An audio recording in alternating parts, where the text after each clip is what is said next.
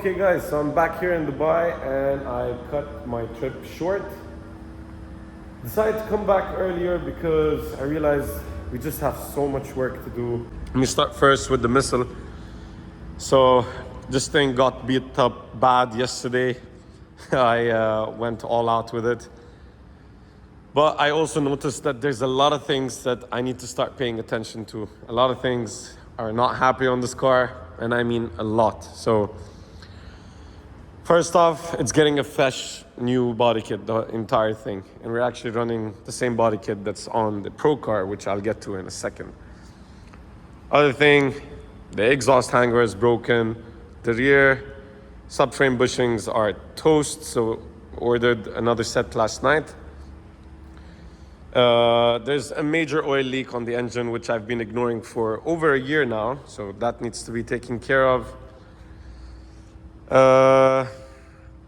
A bunch of small here and there, like the sway bar end links are toast, need to be replaced. I have other ones, same as the rear, and a bunch of alignment stuff. So there's a lot of things on this car, alignment-wise, that the car is not happy with the front kit. So front and rear, we need to tackle that. So this needs to get a full overhaul in the next couple of days.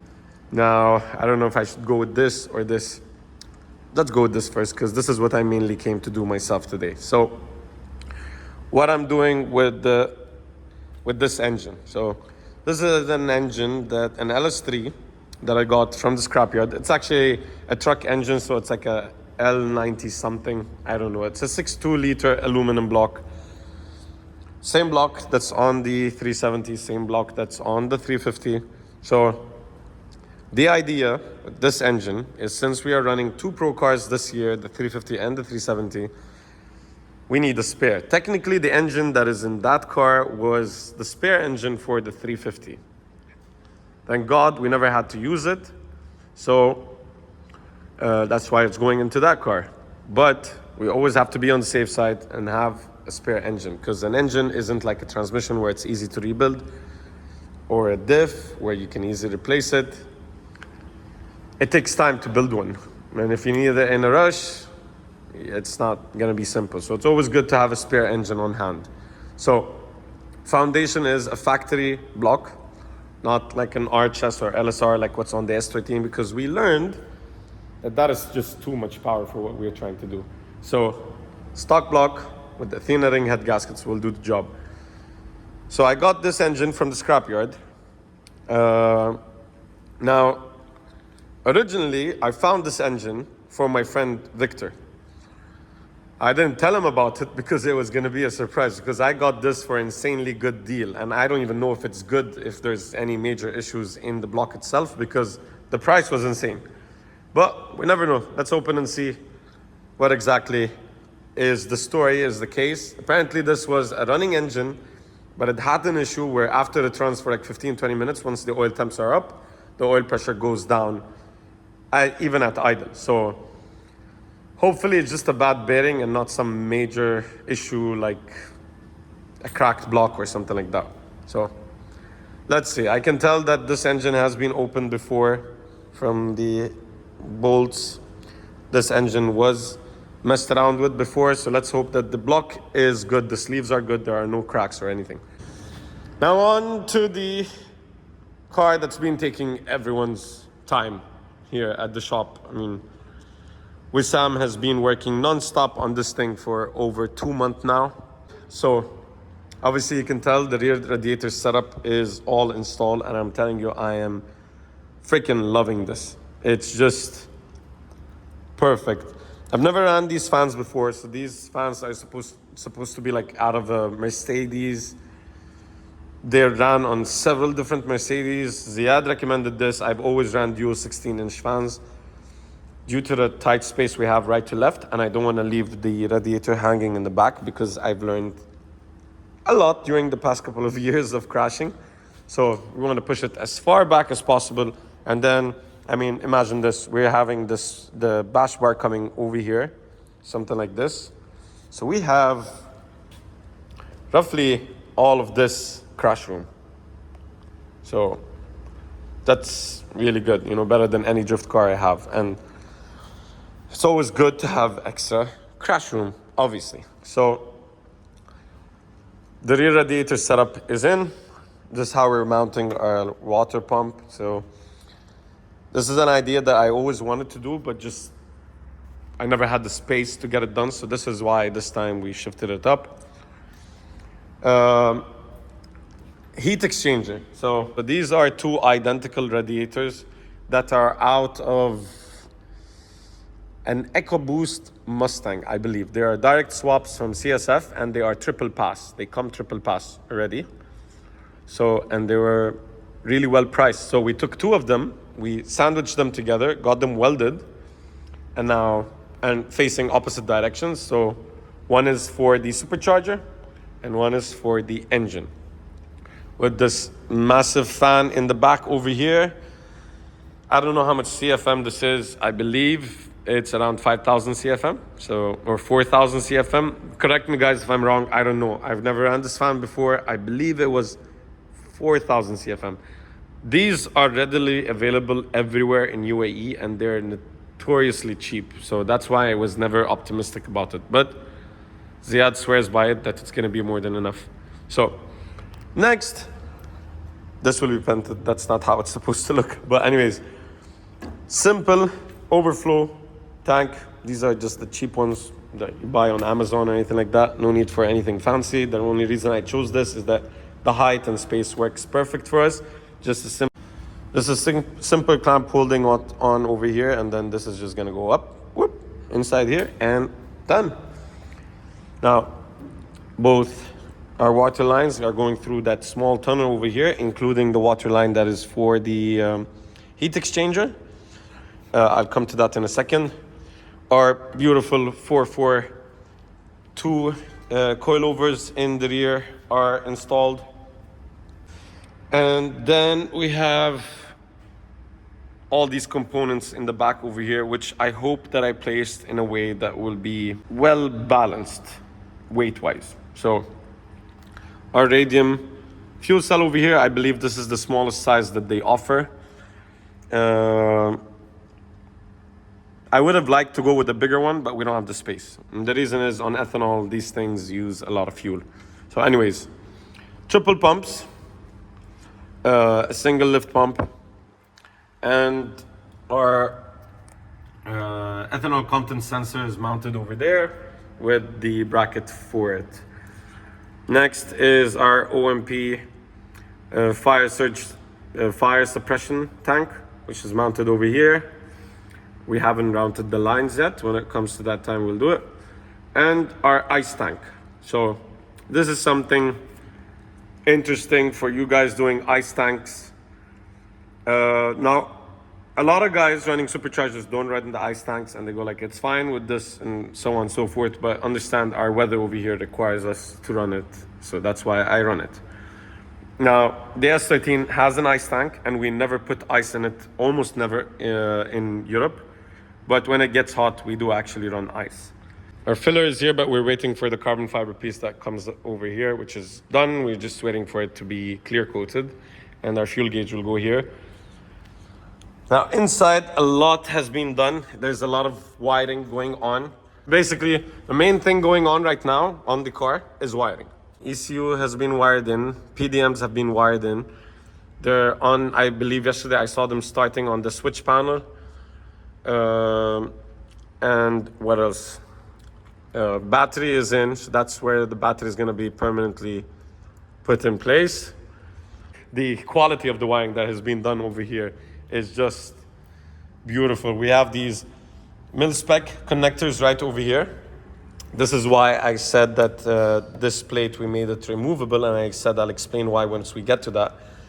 Because it's such a tight spot inside here to do these connectors that I decided to make this plate removable so that the wiring guy can do the wiring outside, then put it in place, and once he's done and we confirm that everything runs properly, then we can just put a dab of silicone or seam sealer under this and then screw it in properly in place. But for the meantime, we want it to be removable while we're doing the wiring. And then in the back over here, we have another mil-spec connector that goes over here on the firewall for everything that's in the back. But I mean, look at the quality of these connectors and how the wiring is done and neatly put away so that nothing bothers us and everything's gonna be out of the way. Our dash is gonna be over there. I'm just loving it. I mean, these guys really kill it when it comes to wiring. They're really absolutely insane. The quality is beautiful. That's the same keypad mount that we use on the S13, the carbon one. We locally make this over here. Okay, now jumping to the front, I'll explain why I love using those. I use it on the S13 and I'm gonna keep using the same idea always. So everything now up front over here is like permanently mounted. Just the wiring is left, but look at all these boot that are made. I mean, this is not terminated yet, but every single connector has a weatherproof seal on it. And the purpose of these. So I don't know which one is which yet because I wasn't here when they were doing it, but one is for everything related to the supercharger can be pulled out. So you unhook your supercharger, unhook that, pull it out, you don't even remove one connector. The second one, when you want to remove the engine, you do not disconnect anything from the engine except for one connector that is going to be somewhere down here. There's one connector that has just two power wires, one going to the left, one going to the right for the headlights. And that's it. So you disconnect one Detroit connectors, the Dulwich connector, and the other mil-spec connector. And that's it. Your engine comes out. You do not disconnect nothing from the engine wiring wise. Okay, obviously your fittings and stuff you gotta disconnect. Nothing other than that. So that's why I love this idea. All our lines are completely connected on the car. So there is no more lines to be connected. Our AquaSump line is connected. All the water lines, coolant lines, oil lines, everything. Our sandwich plate over here, oil filters inside, power steering cooler, the small one that I talked about. Okay, over here our oil cooler with the fan is in. As I said before, we're using the stock complete bumper assembly and light assembly, all of it, because everything bolts up nicely to it. And we even have the hood thingy, okay? So, and yes, I am keeping that. Point is, I want to keep this car as factory looking as possible. You guys seen the shock suspension, all of that in front. All our brake lines are done and they are connected just like the stock brake lines are. The front lines are not stock, but going from here to the back, it is stock. Our dual master cylinder brakes, I talked about those, but anyways, now everything's terminated, final. Our bleeder is over here, the clutch bleeder. I like doing this. I learned this from Taylor Ray, actually. He does this idea from watching his channel. So you take your bleeder, you make it like a remote one, and you bring it up to here. So when you want to bleed it, you just open, put this inside, and you can self-bleed it yourself. Our custom catch can is in. So we made this ourselves. This holds exactly 2 liters of oil capacity. And it has a drain right down here. Okay, a -6 drain that goes down into the oil pan from the side. It has a return right there, you see?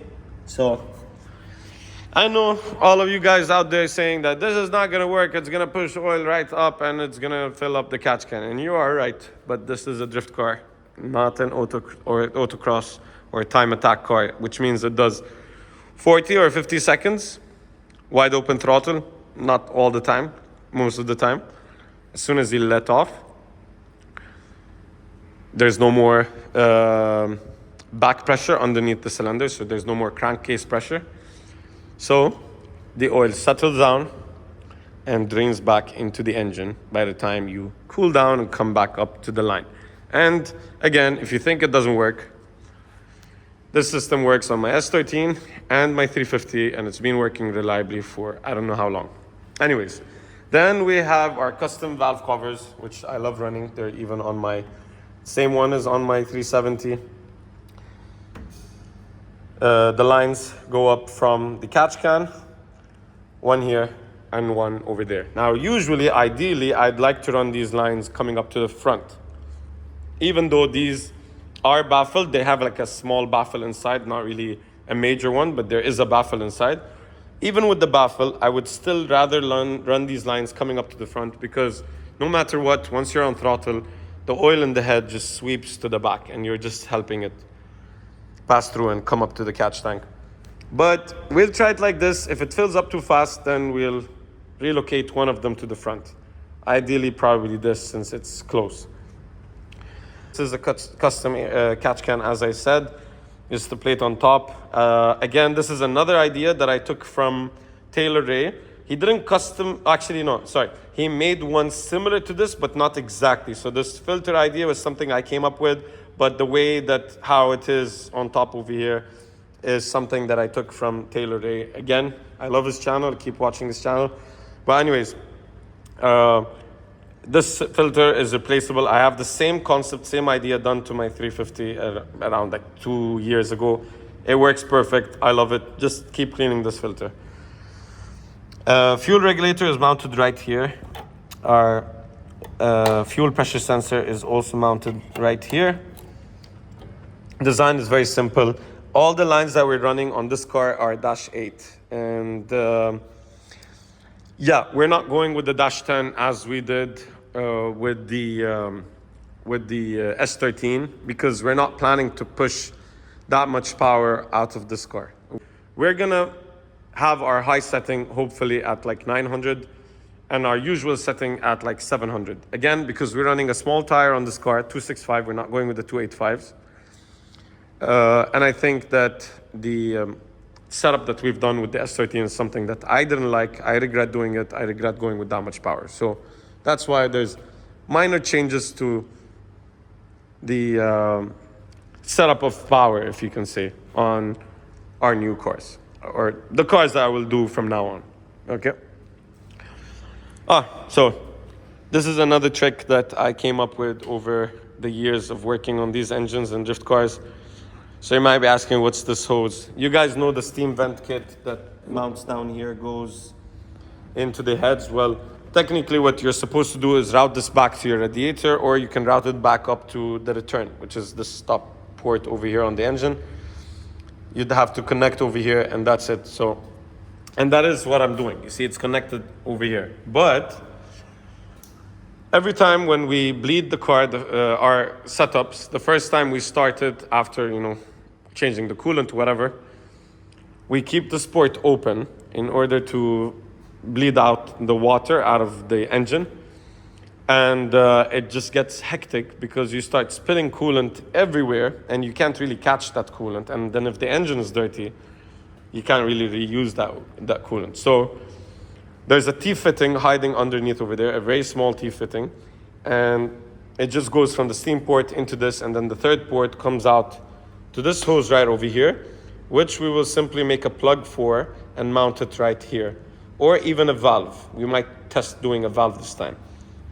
So when you want to bleed the engine for the first time, simply all you're going to do is you're going to open this, put it into a bottle, any container, any empty container, and leave it over there, and then start filling up the radiator in the back, and this is going to start just pushing out air until the engine is completely clear of air and you just have a clear flow of water. Once you have a clear flow of water over there, your engine does not have any more air. And believe me, it works, because ever since we did this idea where I can see how much air is coming out and I can stop it when I need to stop it, ever since we did this, we never have to bleed the car more than once. So for you guys, LS guys out over there, trust me, try this trick. It really works. So we found the solution to our sway bar right here. This came in from FDF. So we went with the very short end link for the sway bar that FDF has, and we shortened it even more. So we shortened the end link and we removed the nut. And now we have the sway bar pushed up as high as we can. It barely has the clearance that we need. It has these spacers that they provide with it. And that gives us just the right amount of clearance to have enough space over here from our pulley. Okay guys, so a couple of hours later, Wissam ruined the block. No, I'm done. Engine, we tore it apart. Everything seems to be good. Sleeves seem to be good. So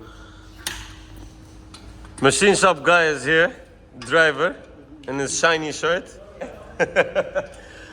So he's here to pick it up. We're gonna send it to the machine shop so that they can confirm that the block is 100% safe to be used. Wissam said he guarantees it up to 2,000 horsepower. So that's heading off to the machine shop.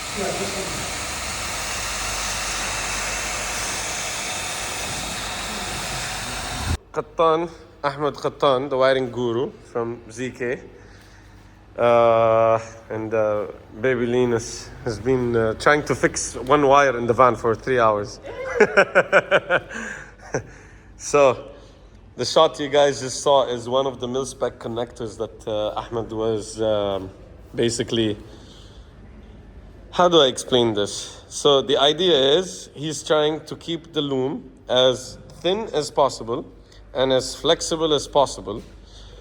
And in order to do that, it takes a lot of patience in order to pull these wires tight together and then wrap carbon fiber silk around it and this weird tape around it to keep it very tight to stop the wires from basically doing weird stuff. And then putting this mil-spec heat shrink on it. And this is gonna be over there, right there in that hole, in order to go to the rear and power all our fuel system and our supercharger, water pump, and our fans and a lot of other things. But this takes a lot of patience. But anyways, so they're almost done with wiring, and Wissam is putting back our transmission because we just slapped on a fresh brand new action clutch. So the action clutch that you saw was a clutch that is still in a good condition, but it's a clutch that we used last season. And basically I want to run the new one because they have done some improvements on the new one. So I want to put in a fresh clutch. So we're done with that, and now the transmission goes in and then the car goes down, and then Ahmed Qattan can continue wiring the car. Now on to the moment I've been waiting for. Enjoy. Lately I was feeling like I need a purpose, but when you talk to me, give me the impression that I won't scratch your surface. And I could walk for days searching for your praise, but is it even